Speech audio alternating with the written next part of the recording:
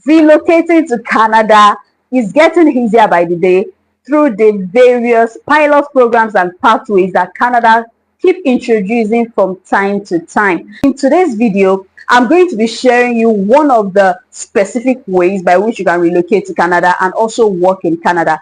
This pathway is still ongoing, and this is for youths that are between the ages of 18 to 35. So you can now, work and travel to Canada through the REC program, and that is International Experience Canada Program, REC. So if you have not heard about it, well, that is why you have me. I always bring you the latest updates, legit information, and things that are going to help you and make your relocation very, very easy, right? So it seems like I've been focusing on Canada these days because that's the one that is really moving fast at the moment. And also, the another pathway that I can also talk about is study visa routes for US, for UK, and for Canada. But then let's focus on the topic for today, the IEC pathway. And I'm going to be showing you how you can go about this. This is one of the easiest pathways to relocate to Canada, actually. After going through everything and, the reviews, I feel like this is what a lot of people should look into right now, especially if you are between the ages of 18 to 35. So this is like a dream come true for you, and I'm here to make it happen by showing you how the process and how to go about it. It is very straightforward. As long as you have your documents, this is the best.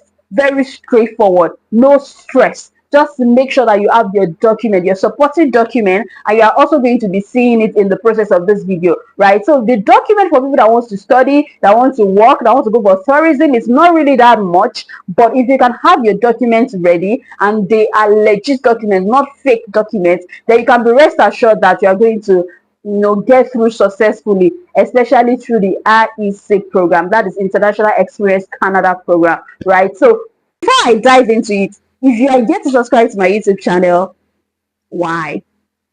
This is 2025. By the way, let me use this opportunity to wish you an amazing 2025.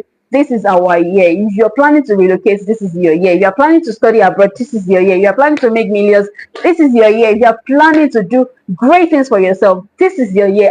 I pray for you, and I agree with you that God is going to make it happen for you this year. This year is your year. You will come and share your testimony with me, and you'll be like, Gabby, you said it at the beginning of this year that this is going to happen, and it's happened, and we're going to celebrate together. So that is my wish for you. That is my prayer for you, that God grants your heart desires according to his will, right? So if you're just watching this video for the first time, make sure you subscribe to my YouTube channel. Come on. I'm trying my best for you. I'm giving you legit information, gathering information for you. So make sure you subscribe to my YouTube channel. Yeah, thank you in advance. So before we dive into the international Canadian processes, let me also tell you that you can also go for tourism, you can go for visits, you can go for work, you can go for there are different, I'm going to be showing you, but I can tell you that this is an easy route if you have the supporting documents. Don't forget that, if you have the supporting documents. And one of the things that I love about this pathway is that you can check your eligibility. Okay, so I got a question recently from one of the comments on my last YouTube videos that, can you help me to check if I'm eligible, right? So I see that a lot of people also are interested in that particular question. So I've taken it upon myself that in the process of showing you how to apply for the IEC program, I'm also going to show you how you can check your eligibility. And trust me, if you are eligible in this process, it's going to make the work easier in the original process, right? And mind you, when you're checking your eligibility, they are going to respond to you based on the information that you give to them. So make sure that when you're checking your eligibility process, you are giving them correct information so that you can know if you're eligible before going ahead, so that you don't waste your money. So anything that you're asking, make sure that you are providing the right answer so that you can be sure that, okay, you are eligible for this program, and then you can start registering. So let's dive right into it. So, relocating to Canada as a youth between the ages of 18 to 35 through the IEC program. All right, so the icon that we're going to be clicking on here is work and travel in Canada as a youth. So, from 18 to 35, you can apply to work and travel in Canada through the International Experience Canada program. For example, using a working holiday visa. So, I'm going to be showing you how you can go through the whole process. through the whole process, and then you see how you can also apply by yourself, right? So this is the site, Work and Travel in Canada with International Experience Canada. And can you see that this is for people that are 18 to 30 in some countries. So they wrote here, come work and travel in Canada through the International Experience Canada. It's a government program designed to help you gain valuable international work experience, improve your English language, and also, visit different part of Canada, right? So these are the price range. It is ranging from $179.75, and the processing week takes about 7 weeks. This is for the 2024 season for those that have started maybe late December. So this is just the duration. I don't know if the duration has changed, but this is what is currently on the site. So the processing starts once they receive your complete application, right? Okay, so for these IEC programs, it's two pathways. If your country falls among the programs that are eligible for these IEC programs, then you don't need to go through a recognized organization to go to apply for it. But if your country is not there, then you have to go through a recognized organization to apply for this. And what do I mean by this? I'm going to be showing you how you can check if your country is among. Unfortunately, Nigerians will have to go through the RO route, right? So for the international experience, if you want to use the RO, this is what you're going to do. If you're eligible to come to Canada and travel under the International Canadian Experience, you can choose to use RO, that is organizations, and I'm going to be showing you the list of the organizations. Some of you already belong to these organizations. So these organizations, they may charge a fee for their services, but these are the things they will help you to do. They will find a job for you, set up Canadian banking, plan your travel and accommodations, secure international experiences, health insurance rather, and vaccinations, find language, get help with work and travels and the likes.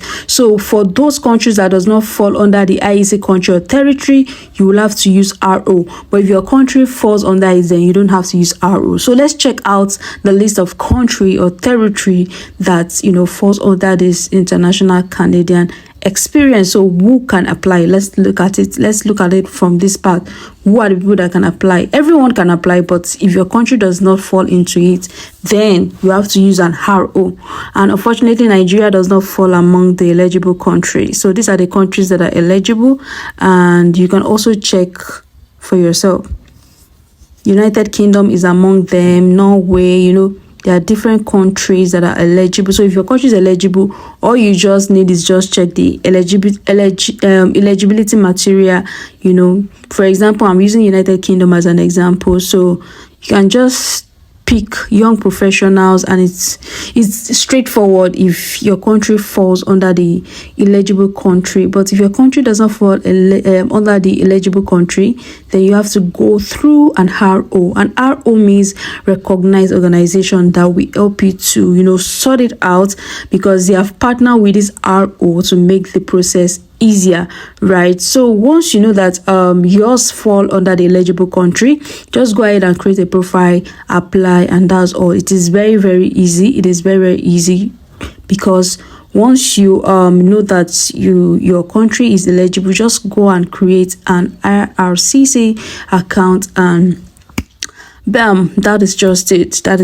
But then for others, or for everyone, it is important you also check your eligibility before you apply.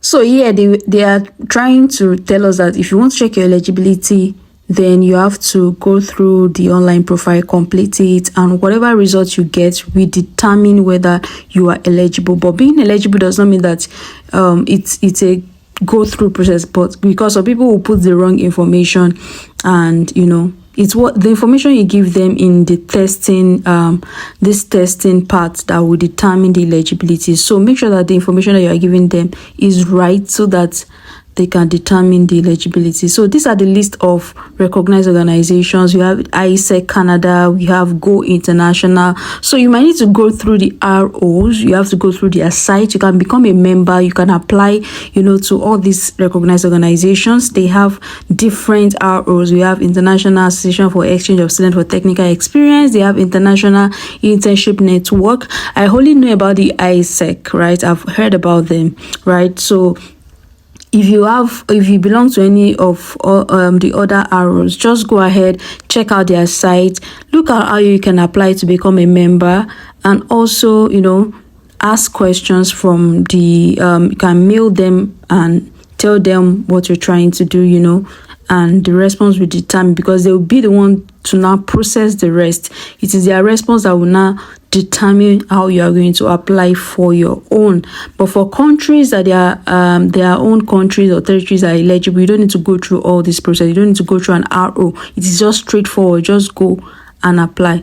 That's it. So if you are applying at a glance, this is how it looks like. If you are applying directly, this is how it looks like, right? And you can also watch the video when you come to the site. It will just be a long one, me trying to play the video in this this particular post. It's going to take a lot of time, so you can go and check it. I'm going to drop the link under the description, but it is very straightforward if your country happens to be among the eligible country. But for a country like Nigeria, you have to go through an RO. So this is how you check your eligibility. Let's find out if you are eligible to apply for this. So what do you like to do in Canada? These are just random responses. These are just my own random responses. You can put your own responses there. So what do you want to do in Canada? I wrote study. How long I picked temporarily. So select the code that matches the one on your passport. Nigeria. What is your current country? Nigeria. Do you have a family member in Canada? No, I don't have. What is your... I'm just picking this. These are not true responses, right? I'm just showing you how you can also fill in this form, right? Make sure that you are putting in the truth so that you can know your eligibility. So what's your date of birth? 1993 September. I'm just putting this randomly. These are not true information, but I'm just showing you how you can check your eligibility, right? So after filling this part, you click on next, and then it brings the next questions to answer. Just take your time to make sure that you are responding correctly, right? So here it's asking that, do you meet an exception from submitting a provincial? Of course, if you are going through study, you don't need provincial or tertiary attestation letter. So yeah, which exception do you qualify for? So among the options, you have to choose one, and this is me trying to choose one. I wrote, I'm an applicant who meets another exception listed on the IRCC website. And next, let's look at the other questions. So you just have to fill this form. This part will help you to know your eligibility, whether you should go ahead and apply or not. So this is the whole essence of filling this form. As you can, so from the title already, you know that you are just trying to find out if you are eligible. So which exception do you qualify for? Still on that. And then, so clicking on next, are you a lawful permanent resident of the United States? No. So you just have to pick the one that is applicable to you. And like I said, please don't forget, these are just random responses. Have you been accepted in a designated? Of course, if you're going for study, you should have an admission already. So these are just random. Yes. So for anyone that has gotten admission in Canada, this might be the opportunity. You can use the IEC pathway. All right, so the next question, are you planning to attend a post-secondary designated? Yes, because post-secondary is university, right? So it's a university thing. So yes. What is your marital status? You can choose married, you can choose single, but I am just going to go ahead and choose married. And what is your province or territory? Let me just choose, I'll just go with Ontario. And next, let's look at the results. So it says that based on my results, I may be eligible to come to Canada as a student. And now I will just continue so that it can tell me the required document to, process the whole thing. So I'm just going to click on continue, but now I know I'm eligible if the information I gave were actually true. So that means I'm eligible to come. And now let's see the documents that I'm going to need. I've achieved the eligibility part, so these are the documents that I would need. So they need more questions, so that they can provide me the correct checklist of documents that I will need to submit for this application. So So, have you had a medical exam performed by IRCC? No. So, if your own response is yes, you have to fill in yes. Have you visited or lived in any one of the designated countries? My answer is still no. And let's look at. I'm already eligible, but the responses is just to help me know the kind of document I'll be submitting. So, do you want to submit an no? Let me just choose no. I'm not. Right, if you want to submit, pick here so that you know the document to submit. Right, are you giving someone access to your application? No, because I'm doing this by myself. So continue. You just want to know the document to submit. In the past 10 years, have you given your fingerprints or photo? No. So I'm making this easier for you so that when you are also filling yours, you have understanding of what to expect. There are fees associated with this application. Will you be paying your fees, or are your fees? Of course, you're going to be paying your fees. And then next, let's look at it. Are you able to make a digital copy of your document with a scanner or camera? Yes. Will you be paying your application fee online? Yes. I'll be using my MasterCard. Just examples, right? So based on my answers, let's look at the document I will need. So these are the responses that I gave earlier. And then let's continue to know the document I am going to be needing for this particular application. So these are my document checklists that I would need, right? So first of all, they've given me a personal reference code that I can input when I'm doing the application. And then I can also print this page to know the whole process. So when I'm applying, I'll input the reference code under the IRCC. So using the reference code, you can also go ahead and read the application guide, and you can also download the form online. So it's easy for you to download. So these are documents I'm going to need: my recent education transcripts, proof of next term's enrollment, Canadian work or study permit, passport, letter of acceptance, proof of means of financial support, digital photo, and family information. So these are the fees that I will need to pay, 185 Canadian dollars. So everything that I need is here. Can you see? It's as easy as anything. So how I'm going to apply everything step by step is here. So all you just need to do is just go to the website, check out what you're going to need, apply, and that is it. You know that you are spending this particular amount, just 185 Canadian dollars. That's the amount you're going to be spending. So now I want to check the eligibility for those that might want to. If you want to go for work, or let's say visit, you can just check your eligibility in this area. So let me just check for visit, and let me give if just a kind of first response just to help you know how you're going to fill the form. So right here I chose visit, and how long: temporarily more than 6 months. Your country, Nigeria. Your current country, Nigeria. Do you have a family member? No. So for those people that are planning to visit, or you're going through work, you can just follow the same process, to just fill this form to check your eligibility. And it is that simple. So instead of paying someone to check your eligibility, this makes it more easier. And once you're eligible, they are going to send you the link. You see the link next to apply. So have you lived in Canada as a permanent? No. So let's go to next. And I hope that you all are learning something. Are you a lawful member? No. But if you are a lawful permanent resident of US, you might choose yes. But I'm just, like I said, these are not real responses. These are just to show you how you're going to fill yours. And just imagine if you put fake information, you get fake results, right? So you have to make sure that the information that you are giving them, to be sure that you are truly eligible, they have to be true responses. So what is your marital status? No. What is your province? Let me just choose Manitoba here. And next, don't forget we are doing this for visiting. So for those that might want to go through visiting, you can go through this pathway. So visitor visa over 6 months, and it says that you are eligible to apply for a visitor visa. A visitor visa costs $100 Canadian dollars, 100 Canadian dollars, sorry. So it's permitted to travel by air, car, bus, that's the permit. It's it permits me to travel. So let's check out the documents that I'm going to need, the checklist that I'm going to need based on my responses. So what's the main purpose of your visit? Let me just choose main purpose. So you can choose from the options. So I will just go for tourism. Yeah, let me just go for tourism.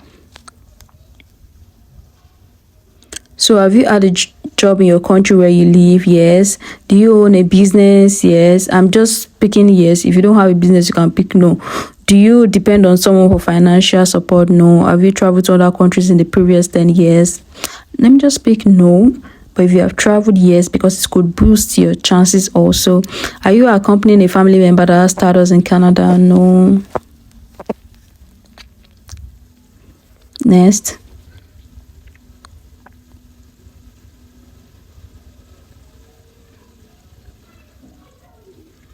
Have you ever committed? No. No.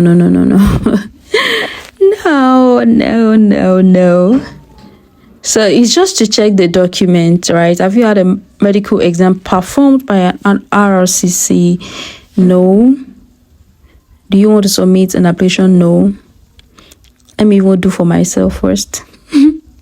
So people that would like to go through visit or tourism, you see, I think you may be eligible.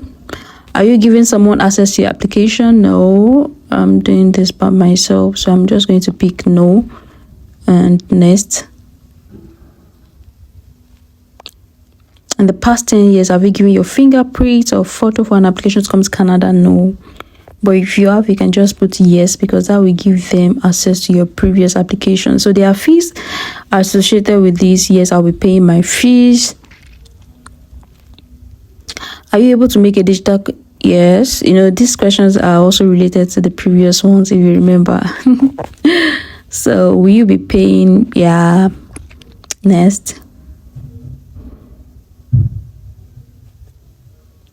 So let's review everything, the response. You can even download it. You can download it into your phone or your laptop, right? So that when you are filling the original information, you will remember the things that you wrote here. Or once you are given the generated references, they can easily pick the responses that you give here. So these are the checklists that I'm going to need. I've been given a reference number, so I can continue with this reference number. And these are the documents: business registration, passport, proof of means of financial support, digital photo, purpose of travel. And can you see? Not really much. These are the supporting documents. And the application fee is also $185. That is $100 Canadian dollar for the SCME. Yes, then the biometrics is just 85 Canadian dollars, and that's $185. So step 5, you can just log in, sign in into your account.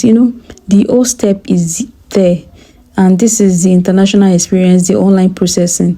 So all you need to do is to complete the Canadian questionnaire, which I just did for us.